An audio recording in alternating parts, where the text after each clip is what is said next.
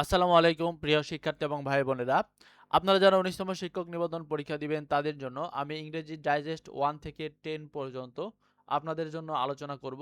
যেখান থেকে প্রায় অন্তত 25% কোশ্চেন কমন পাওয়ার সম্ভাবনা রয়েছে।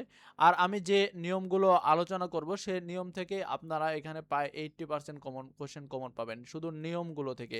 এখন সেন্টেন্স তো আর সেম ভাবে দেবে না, কিন্তু নিয়ম আপনারা এখানে 80% কমন পাবেন, অর্থাৎ ইংরেজি 25-এর মধ্যে প্রায় 20 নাম্বার হচ্ছে আপনি এখান থেকে নিয়ম কমন পাবেন। আর হুবহু কোশ্চেন কমন পাবেন আপনি হলো অর্থাৎ 25%। আর আমি ক্লাস শেষে আপনাদের জন্য কিছু গুরুত্বপূর্ণ পরামর্শ দিব। চলুন আমরা আগে ক্লাসটি শেষ করি। প্রথমে চলুন দেখি প্রশ্নগুলো। এখানে প্রথম প্রশ্নটি হলো যে no sooner dash then the students stood up. এখানে দেখুন, এখানে একটি গ্যাপ ফিলিং রয়েছে, সেটি পূরণ করতে বলা হয়েছে। এখানে আমরা জানি যে নো সোনারের পরে মূলত পাস্ট পারফেক্ট টেন্স হয়। নো সোনারের পর মূলত কি হয়? পাস্ট পারফেক্ট টেন্স হয়। আর আমরা জানি পাস্ট পারফেক্ট টেন্সের গঠনই হলো কি হ্যাড। এরপরে পাস্ট পারফেক্ট টেন্সের পরে মূলত দেন বসে। পাস্ট পারফেক্ট টেন্সের পরে মূলত এই যে দেন রয়েছে প্রশ্নে, দেন কিন্তু বসেছে। এরপরে পাস্ট ইনডিফিনিট টেন্স হয়। এখানে দেখুন দি স্টুডেন্টস স্টুড আপ, এটি কি হলো? যে পাস্ট ইনডিফিনিট টেন্স। অর্থাৎ এখানে সঠিক উত্তর হবে কি নাম্বার? ঘ নাম্বার, যে had the teacher entered the class then the students stood up. এরপরে কোশ্চেনটি দেখুন, 1971 ওয়াজ দ্য ইয়ার। এরপর রয়েছে বাকি অংশ কি হবে? দেখুন এখানে কাম ইনটু বিং, অর্থাৎ সঠিক উত্তর দেখুন এখানে যে কাম ইনটু বিং। কাম ইনটু বিং এটি একটি ইডিয়ম ফ্রেজ যার অর্থ হলো অস্তিত্ব লাভ করা বা জন্ম লাভ করা। অর্থাৎ এখানে 1971 was the year when Bangladesh came into being, অর্থাৎ 1971 সালে বাংলাদেশ অস্তিত্ব লাভ করেছিল। প্রশ্নে প্রদত্ত প্রিন্সিপাল ক্লজটি পাস্ট টেন্স হয়, সাবঅর্ডিনেট ক্লজটিও কিন্তু পাস্ট টেন্সে হতে হবে। এজন্য এখানে সঠিক উত্তর হবে কিন্তু যে when Bangladesh came into being. এরপরে দেখুন, had I the wings of a bird. বাকি অংশ, অর্থাৎ had I wings of a bird, had দ্বারা শুরু হওয়া পাস্ট ইনডিফিনিট টেন্স এর পরবর্তী বাক্যাংশ মূলত অর্থাৎ হ্যাড দ্বারা শুরু হওয়া পাস্ট ইনডিফিনিট টেন্সের পরবর্তী বাক্যাংশ মূলত সাবজেক্ট প্লাস উড কুড অথবা মাইট বসে। সাবজেক্ট প্লাস, দেখুন এরপরে তাহলে যে এখানে রয়েছে সাবজেক্ট, তাহলে উড কুড মাইট, এখানে উডও রয়েছে কুডও রয়েছে, তাহলে উড কুড মাইট কিন্তু বসে, তারপরে মূলত ভার্বের বেস ফর্ম হয়। এখানে ভার্বের বেস ফর্ম হচ্ছে ফ্লাই, এজন্য এখানে কিন্তু হলো না। তাহলে সঠিক উত্তর হবে যে সাবজেক্ট, তারপরে উড কুড মাইট, তারপরে ভার্বের বেস ফর্ম, তারপরে বাকি অংশ। তাহলে এখানে সঠিক উত্তর হবে কি I could fly in the sky. এরপরে দেখুন, the man is too dishonest. এরপরে বাকি অংশ জানতে চাওয়া হয়েছে। আমরা জানি যে subject plus verb plus to বসে। এখানে দেখুন যে সাবজেক্ট হলো দি ম্যান, তারপরে ভার্ব হলো ইজ, তারপরে টু বসেছে নিয়ম অনুযায়ী। তারপরে অ্যাডজেক্টিভ অথবা অ্যাডভার্ব, অর্থাৎ এখানে ডিজ অনেস্ট অ্যাডজেক্টিভ অথবা অ্যাডভার্ব দুটি বসতে পারে।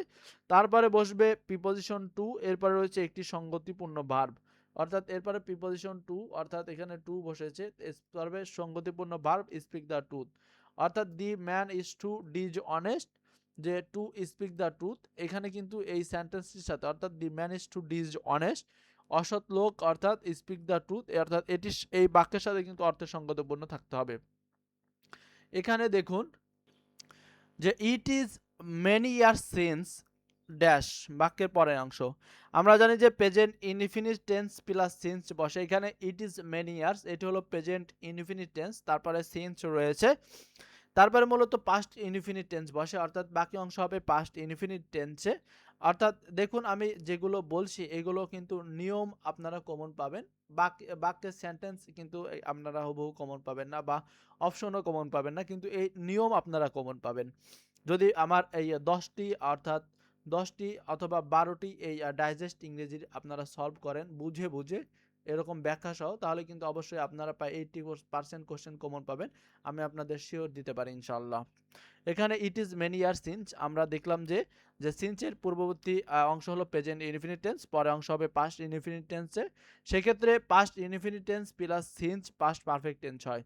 এখানে দেখুন, এখানে সঠিক উত্তর হবে যে আই মিট ইউ, অর্থাৎ এটি কিন্তু এখানে সঠিক উত্তর। এরপরে দেখুন the old man works slowly lest, এরপরে বাকি অংশ জানতে চাওয়া হয়েছে। এখানে দেখুন বাকি অংশ হলো যে লেস্টের একটি নিয়ম রয়েছে, বিখ্যাত নিয়ম। এই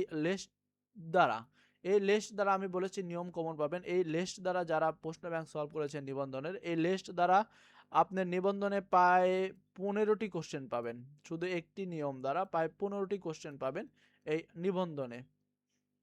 তাহলে চলুন লেস্টের নিয়মটি আমরা জেনে নেই। দেখুন এখানে লেস্টের পরে সাবজেক্ট বসবে। লিস্টের পরে কি বসবে? লিস্টের পরে মূলত সাবজেক্ট বসবে। এখানে দেখুন আমরা গ নাম্বার দেখি যে লিস্টের পরে সাবজেক্ট হলো এখানে হি, তারপরে সাবজেক্টের পরে শুড অথবা মাইট বসবে। অর্থাৎ লিস্টের পরে সাবজেক্ট গেল, তারপরে শুড অথবা মাইট বসবে। এখানে নিয়ম অনুযায়ী শুড অথবা মাইট যে কোনো একটি বসবে, বাকিগুলোতে কিন্তু নেই, অর্থাৎ এগুলো ভুল আনসার। তারপরে শুড অথবা মাইটের পরে ভার্বের বেস ফর্ম বসবে, অর্থাৎ ফল, ভার্বের বেস ফর্ম ফল, অর্থাৎ এখানে এটি কিন্তু সঠিক উত্তর। আপনি এখানে লিস্টের পরবর্তী মনে রাখবেন সাবজেক্ট প্লাস শুড অথবা মাইট বসবে, শুড অথবা মাইট বসবে। এরপরে প্রশ্নটি হলো কতই না বিস্ময়কর মানুষের জীবন। কতই না বিস্ময়কর মানুষের জীবন, এখানে রহস্যজনক বা বিস্ময়কর বোঝাতে মূলত স্ট্রেঞ্জ শব্দটি ব্যবহৃত হয়েছে। দেখুন স্ট্রেঞ্জ শব্দটি মূলত ব্যবহৃত হয়েছে। এখানে এক্সক্লেমেটরি সেন্টেন্সটি প্রেজেন্ট টেন্সে থাকায় এখানে সঠিক উত্তর হবে খ নাম্বার। তাহলে কি বললাম, এখানে যে এক্সক্লেমেটরি সেন্টেন্সটি রয়েছে কতই না বিস্ময়কর মানুষের জীবন, এটি প্রেজেন্ট টেন্সে থাকায় অর্থাৎ সঠিক উত্তর হবে কিন্তু খ number, how strange man's life is. তার কোনো বন্ধু নেই বললেই চলে, তার কোনো বন্ধু নেই বললেই চলে। আমরা জানি যে নেই বললেই চলে এরকম অর্থে মূলত যে কাউন্টেবল নাউনের ক্ষেত্রে মূলত ফিউ ব্যবহৃত হয়, অর্থাৎ এখানে ফিউ ব্যবহৃত হবে কাউন্টেবল নাউনের পূর্বে, কিন্তু এ ফিউ কিন্তু ইউজ হবে না। তাহলে এখানে সঠিক উত্তর হবে যে হি হ্যাজ ফিউ ফ্রেন্ডস, তার কোনো বন্ধু নেই বললেই চলে। আর এ ফিউ অর্থাৎ কিছু সংখ্যক বোঝাতে, যদি বলতো যে তার তার কিছু সংখ্যক বন্ধু রয়েছে, সেক্ষেত্রে কিন্তু এ ফিউ ব্যবহৃত হতো। এরপরে দেখুন ভাই ভাই ঠাই ঠাই, এটির সঠিক ট্রান্সলেশন কোনটি? ভাই ভাই ঠাই ঠাই দ্বারা মূলত বোঝায় যে ভাই ভাই পৃথক হয়ে গিয়েছে বা আলাদা হয়ে গিয়েছে, অর্থাৎ ব্রাদার্স হ্যাভ পার্টেড, ভাই ভাই তারা পৃথক হয়েছে বা আলাদা হয়ে গেছে। শিশুটি কাঁদতে কাঁদতে আমার কাছে আসলো। অনেক সময় দেখবেন যে লোকটি হাসতে হাসতে আমার কাছে আসলো, কাঁদতে কাঁদতে আমার কাছে আসলো। এভাবে কিন্তু এই একই ধরনের কোশ্চেন প্রায় নিবন্ধনে প্রায় 8 থেকে 10টি এসেছে, প্রায় 8 থেকে 10টি এসেছে। আমি আপনাদেরকে বলছি, আপনারা প্রশ্ন ব্যাংক থেকে মিলাই নিয়েন। এখানে দেখুন শিশুটি কাঁদতে কাঁদতে আমার কাছে এলো, আমি এখন একটি নিয়ম পড়ব, সেটা আপনারা জানবেন যে কোনো কিছু নাচতে নাচতে বা কাঁদতে কাঁদতে বা হাসতে হাসতে এরূপ বোঝাতে মূলত ভার্বের সাথে আইএনজি যুক্ত হয়। ভার্বের সাথে কি হয়? আইএনজি যুক্ত হয়। এখানে ভার্ব কি রয়েছে যে যে ক্রাইং, অর্থাৎ কাঁদতে কাঁদতে আসলো, অর্থাৎ এখানে the child came to me crying, অর্থাৎ ভার্বের সাথে আইএনজি যুক্ত হয়, এটি শুধু নিয়ম। এরপরে দেখুন তুমি কি কখনো কক্সবাজার গিয়েছো? তুমি কি কখনো কক্সবাজার গিয়েছো, এখানে সঠিক ট্রান্সলেশন হলো যে have you ever been to Cox's Bazar, তুমি কি কখনো কক্সবাজার গিয়েছো? দেখুন কোথাও গিয়ে পুনরায় চলে আসা এরূপ বোঝাতে বি ভার্বের পাস্ট পার্টিসিপল ফর্ম বিন ব্যবহৃত হয়। বাক্যটি প্রেজেন্ট পারফেক্ট টেন্সে হয় এবং কাম বা গন কোনোটি হয় না, অর্থাৎ কাজে এখানে সঠিক উত্তর হবে যে কাম বা গন কিন্তু হবে না, কাম বা কিন্তু গন হবে না, অর্থাৎ কাজের সঠিক উত্তর হবে এখানে ক নাম্বার। এরপরে দেখুন I wish I dash child again. আমরা জানি আই উইশ দ্বারা কোনো বাক্য শুরু হলে তা সবসময় পাস্ট ইনডিফিনিট টেন্সে হয়। তাহলে কি হবে? আই উইশ দ্বারা শুরু হলে বাক্যটি পাস্ট ইনডিফিনিট টেন্সে হবে এবং পরবর্তী মূল ভার্ব হিসেবে সবসময় ওয়ার ব্যবহৃত হবে। মূল ভার্ব হিসেবে সবসময় কি ব্যবহৃত হবে? ওয়ার ব্যবহৃত হবে। তাহলে এখানে কি হবে? সঠিক উত্তর হবে কি? ওয়ার। এরপরে দেখুন two and two dash four, এখানে ড্যাশ রয়েছে ফোর, অর্থাৎ গ্যাপ ফিলিংস এখানে কি হবে? গাণিতিক যুক্তির ক্ষেত্রে অর্থাৎ যোগ বিয়োগ গুণ ভাগের বেলায় ভার্ব সবসময় কি হয়? সিঙ্গুলার হয়, অর্থাৎ এখানে সঠিক উত্তর হবে যে makes, two and two makes four. It is high time we dash our food habits. দেখুন ইট ইজ হাই টাইম বা ইট ইজ টাইমের পরে সাবজেক্ট বসবে, এখানে সাবজেক্ট হলো উই, ইট ইজ হাই টাইমের পরে সাবজেক্ট বসবে, সাবজেক্টটি হলো উই, তারপরে ভার্বের পাস্ট ফর্ম বসবে। দেখুন এখানে ভার্বের পাস্ট ফর্ম রয়েছে চেঞ্জড, এটি কিন্তু ভার্বের পাস্ট ফর্ম, তারপরে নিয়ম অনুযায়ী ভার্বের পাস্ট ফর্ম বসবে, অর্থাৎ এখানে সঠিক উত্তর হবে কি? তো এছাড়াও দেখুন খ নম্বরে রয়েছে গেভ আপ। গেভ আপ এটিও কিন্তু বাক্যের অর্থাৎ past form. Gave up, change, অর্থাৎ যেহেতু এখানে বলেছে যে খাদ্য অভ্যাসের কথা বলেছে, খাদ্য অভ্যাস ত্যাগ করা যায় না, পরিবর্তন করা যায়, অর্থাৎ ত্যাগ করা যায় না। এজন্য এটি এখানে সঠিক উত্তর হবে। গিভ আপ না নিয়ে আমরা চেঞ্জ এটি সঠিক উত্তর নেব। সেন্টেন্সটির সাথে বাক্যের অর্থের মিল রয়েছে এই জন্য। এখানে দেখুন the headmaster along with his যে colleagues dash coming here today, এখানে গ্যাপ ফিলিংয়ে কি হবে দেখুন, এখানে সাবজেক্ট প্লাস অ্যালং উইথ নিয়ম রয়েছে। দি হেডমাস্টার এখানে বাক্যের সাবজেক্ট, অ্যালং উইথ সেন্টেন্সে থাকলে এটি নিয়ম হবে। অ্যালং উইথও থাকতে পারে বা টুগেদার উইথও থাকতে পারে। এছাড়া আপনার যে অ্যাজ ওয়েল অ্যাজ থাকতে পারে বা ইনক্লুডিং থাকতে পারে অথবা অ্যাকম্পেইনড বাই এগুলো থাকতে পারে। তাহলে যেগুলো বুঝলাম যে সাবজেক্ট প্লাস এগুলো থাকলে তাদের পূর্ববর্তী সাবজেক্ট অনুসারে ভার্ব বসবে। এখানে পূর্ববর্তী সাবজেক্ট হচ্ছে কি দি হেডমাস্টার। যেহেতু এখানে অ্যালং উইথ এর পূর্বে সাবজেক্ট হলো দি হেডমাস্টার রয়েছে, এটা একটি সিঙ্গুলার ফর্ম, তাই ভার্ব কি হবে সিঙ্গুলার হবে। তাহলে আশা করি ব্যাখ্যাগুলো আপনারা সহজে কিন্তু বুঝতে পারতেছেন। এখানে দেখুন ইট ড্যাশ সিন্স মর্নিং, এখানে কোনো কাজ শুরু হয়ে দীর্ঘ সময় চলছে এমন বোঝাতে মূলত প্রেজেন্ট পারফেক্ট কন্টিনিউয়াস টেন্স হয়। সেক্ষেত্রে প্রেজেন্ট পারফেক্ট কন্টিনিউয়াস টেন্সের গঠন হলো যে হ্যাজ বিন, তারপরে ভার্বের সাথে আইএনজি যুক্ত, তাহলে it has been raining since morning. এরপরে দেখবেন যে birds fly dash in the sky, এখানে গ্যাপ ফিলিংয়ে কি হবে দেখুন। অপশন খ হলো অ্যাটলার্স মানে কি স্বাধীনভাবে, অপশন খ হলো কি অ্যাটলার্স মানে স্বাধীনভাবে। এছাড়া যে অপশন ক রয়েছে অ্যাট এ স্ট্রেচ হলো একটানা। আর গ নাম্বার রয়েছে অল অ্যালং, এটি অর্থ হলো সর্বদা। আর অ্যাট র্যান্ডম আমরা জানি যে উদ্দেশ্যহীনভাবে কোনো কিছু করা। তাহলে বাক্যের অর্থ অনুযায়ী দেখুন এখানে খ নাম্বারে কিন্তু সঠিক উত্তর যে at large, birds fly at large in the sky, অর্থাৎ স্বাধীনভাবে পাখিটি কি করে আকাশে ওড়ে। এরপরে দেখুন big bug means, big bug means এটি দ্বারা মূলত কি বোঝানো হয়েছে দেখুন।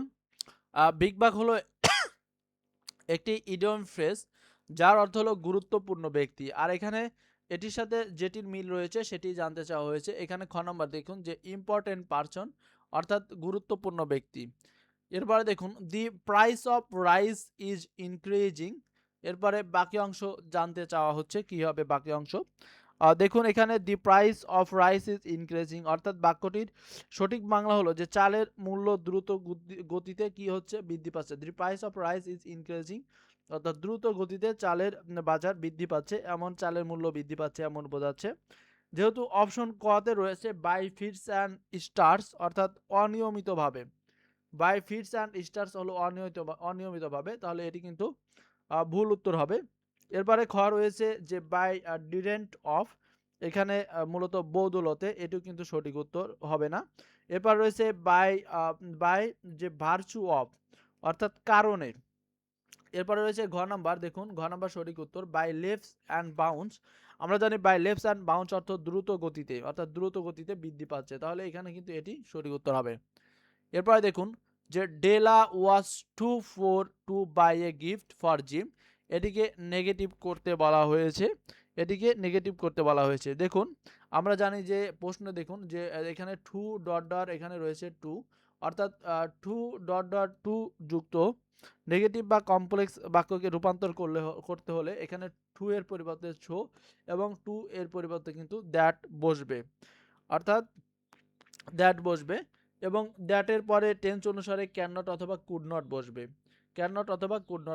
এখানে গ নাম্বার দেখুন যে ডেলা ওয়াজ, এখানে টু এর পরিবর্তে ছো এবং টু এর পরিবর্তে দ্যাট বসবে, সেই কুড নট বসবে, সেই পরে কি বসবে কুড নট অথবা ক্যান নট বসবে। এই শর্ত মতে কিন্তু দেখুন আপনারা খ নাম্বার দেখুন, এটাও কিন্তু কুড নট রয়েছে এখানে, এটাও কিন্তু শর্ত মতে সঠিক উত্তর। যেহেতু তবে ডেলা যেহেতু একটি মেয়ের নাম সেহেতু প্রোনাউন হি না হয়ে কিন্তু সি হবে। ডেলা একটি অর্থাৎ আপনার মেয়ের নাম, সেজন্য এখানে সি হবে, কিন্তু খ নাম্বারে কিন্তু হি রয়েছে, এজন্য আমরা খ নাম্বার সঠিক উত্তর নিতে পারছি না। এখানে সি রয়েছে অর্থাৎ গ নাম্বার এটি কিন্তু সঠিক উত্তর। এরপরে দেখুন যে nobody wishes to be unhappy, এটিকে ইন্টারোগেটিভ করতে বলা হয়েছে। আমরা জানি এটির সঠিক ইন্টারোগেটিভ ফর্ম হবে এখানে যে who wishes to be unhappy, এটি কিন্তু সঠিক উত্তর। এরপরে দেখুন যে unemployment is a state for a man having no work to earn money, এটিকে কমপ্লেক্স করতে বলা হয়েছে। দেখুন এটির আমরা জানি যে অর্থাৎ যে কোনো সিম্পল সেন্টেন্সে ব্যবহৃত পার্টিসিপল যে হ্যাভিং অর্থাৎ ব্যবহৃত যে এখানে রয়েছে দেখুন যে হ্যাভিং অর্থাৎ হ্যাভিং কোনো নাউন বা প্রোনাউন সম্পর্কে বললে কম্পারেন্স করার সময় তার পূর্ববর্তী নাউন বা প্রোনাউন অনুযায়ী রিলেটিভ প্রোনাউন তারপরে টেন্স অনুযায়ী ভার বসবে। এক্ষেত্রে সঠিক উত্তর হবে দেখুন যে খ নম্বর আমি যে রুলসটি বললাম যে unemployment is a state for a man who has no work to earn money, এখানে ই আর এন আর অর্থাৎ আর্ন মানি হবে। তাহলে এখানে সঠিক উত্তর আজ এটি হবে, কারণ এখানে কিন্তু পূর্ববর্তী অর্থাৎ পূর্ববর্তী নাউন বা প্রোনাউন অনুযায়ী কিন্তু রিলেটিভ প্রোনাউন এখানে হু তারপরে আপনার হচ্ছে পূর্ববর্তী অর্থাৎ যে পরবর্তী যে টেন্স অনুযায়ী ভার্ব বসেছে, এটি সঠিক উত্তর। এরপরে দেখুন যে noun of the word simple, simple শব্দটির নাউন ফর্ম জানতে চাওয়া হচ্ছে। আমরা জানি সিম্পল শব্দটি হলো নিজে এটি একটি অ্যাডজেক্টিভ, নিজে এটি কি একটি অ্যাডজেক্টিভ, নিজে যেহেতু এটি একটি অ্যাডজেক্টিভ তাহলে এটির নাউন ফর্ম জানতে চাওয়া হচ্ছে। এখানে এর নাউন ফর্ম হলো যে অর্থাৎ সিম্পলিসিটি, সিম্পলিসিটি হলো এই সিম্পল শব্দটি কিন্তু নাউন ফর্ম। এছাড়া দেখুন যে সিম্পলিফিকেশন এটাই কিন্তু সিম্পল শব্দটির নাউন ফর্ম হয়, অর্থাৎ এখানে দুটি কিন্তু সিম্পল শব্দটির নাউন ফর্ম হয়। যেহেতু এটি উপরের দিকে রয়েছে এজন্য আমরা এটি সঠিক উত্তর হিসেবে নিব। এরপরে দেখুন যে find out the correct synonym of Hazard, Hazard শব্দটির সঠিক সমার্থক শব্দ কোনটি। এখানে যে হ্যাজার্ড শব্দটির সঠিক সমার্থক শব্দ যেমন আমরা জানি যে হ্যাজার্ড শব্দের অর্থ হলো বিপজ্জনক, ড্যাঞ্জার অর্থ বিপজ্জনক, অর্থাৎ এখানে সঠিক সমার্থক হলো যে ড্যাঞ্জার। এই ছিল আমাদের অর্থাৎ আজকের ইংরেজি ডাইজেস্ট 1। এর পরবর্তীতে আমরা যথাক্রমে ডাইজেস্ট 2 থেকে শুরু করে অর্থাৎ 12 পর্যন্ত বা 14 অর্থাৎ এতগুলো ডাইজেস্ট দেওয়ার রয়েছে। আর আমি যেগুলো পড়ালাম এখানে নিয়ম সহ, এই নিয়মগুলো যদি আপনারা খাতায় লিখে আত্মস্থ করেন আশা করি আপনাদের ইংরেজির ভয় একটু হলেও কেটে যাবে। সবাইকে অসংখ্য ধন্যবাদ। অবশ্যই আমাদের চ্যানেলটিকে সাবস্ক্রাইব করতে ভুলবেন না। সবাইকে আসসালামু আলাইকুম।